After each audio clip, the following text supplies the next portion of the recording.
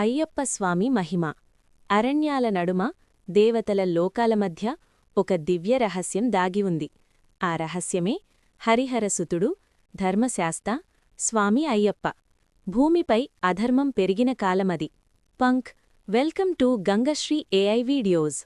మహిషాసురుడి సోదరి మహిషి అనే రాక్షసి తన అహంకారంతో లోకాలను వణికిస్తోంది. ఆమెకు ఒక వరముంది. శివుడు మరియు విష్ణువు కలయికగా పుట్టిన కుమారుడే నన్ను సంహరిస్తాడు. దేవతలు ఆలోచనలో పడ్డారు. ఎందుకంటే అది అసాధ్యమైన వరం. అప్పుడు ఒక దివ్య సంఘటన జరిగింది. లార్డ్ విష్ణు మోహిని రూపం ధరించాడు. లార్డ్ శివ ఆమె మాయలో మునిగిపోయాడు. ఆ దివ్య కలయిక నుంచి ఒక శిశువు జన్మించాడు. అదే అయ్యప్ప. ఆ శిశువు సాధారణుడు కాదు. కళ్లలో విశ్వం, చిరునవ్వులో కరుణ, నుదిటిపై దివ్యకాంతి. దేవతలు ఆ శిశువును భూమిపై ఒక నదీతీరంలో ఉంచారు. కొద్ది సమయం తరువాత పాండ్యవంశానికి చెందిన రాజు రాజశేఖర అక్కడికి వేటకు వచ్చాడు. అక్కడ ఒక అద్భుతం జరిగింది. పులిడద్దర ఆ శిశువు సురక్షితంగా పడుకున్నాడు. రాజు ఆశ్చర్యపోయాడు. ఆ బిడ్డను తన కుమారుడిగా స్వీకరించి మణికంఠ అని పేరు పెట్టాడు. ఎందుకంటే అతని మెడలో దివ్యమైన గంట మణి మెరిసింది. కాలం గడిచింది. మణికంఠ తెలివి, శౌర్యంలో, దయలో అందరికీ ప్రియుడయ్యాడు. కాని రాజభవనంలో అసూయ పెరిగింది.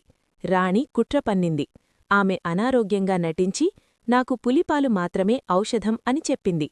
అందరికీ తెలుసు ఇది అసాధ్యమని. కాని మణికంఠ చిరునవ్వుతో అరణ్యానికి బయలుదేరాడు. అరణ్యంలో మహిషి రాక్షసి అతన్ని ఎదుర్కొంది. భూమి కంపించింది. పర్వతాలు ప్రతిధ్వనించాయి. ఒక భయంకర యుద్ధం జరిగింది. చివరికి మణికంఠ తన దివ్యశక్తితో మహిషిని సంహరించాడు. ఆ క్షణంలో దేవతలు ఆకాశం నుండి పుష్పవర్షం కురిపించారు. మణికంఠ అసలు స్వరూపం అయ్యప్ప ప్రత్యక్షమైంది. తరువాత జరిగినది మరింత అద్భుతం. అయ్యప్ప పులిపై స్వారీ చేస్తూ పులుల గుంపుతో రాజభవనానికి తిరిగివచ్చాడు. రాజు, రాణి భయంతో వణికిపోయారు. తమ తప్పు తెలుసుకుని క్షమాపణ కోరారు. అయ్యప్ప వారికి క్షమించాడు. ఎందుకంటే ఆయన ధర్మస్వరూపుడు. అప్పుడు అయ్యప్ప తన అవతార ధ్యేయాన్ని వెల్లడించాడు. నేను హరిహరసుతుడిని, లోకక్షేమం కోసం వచ్చాను అని చెప్పాడు. అరణ్యంలో ఒక పవిత్ర స్థలాన్ని సూచించాడు. అదే శబరిమల టెంపుల్. అక్కడే తనకు ఆలయం నిర్మించమని రాజుకు ఆజ్ఞాపించాడు. అయ్యప్ప అక్కడ యోగముద్రలో స్థిరమయ్యాడు. శాంతి, శక్తి, ధర్మం కలిసిన రూపం.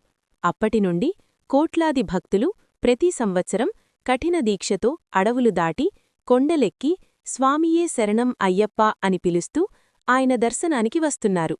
అయ్యప్ప కథ కేవలం యుద్ధం గెలిచిన దేవుడి కథ కాదు. అది ధర్మం గెలిచిన కథ.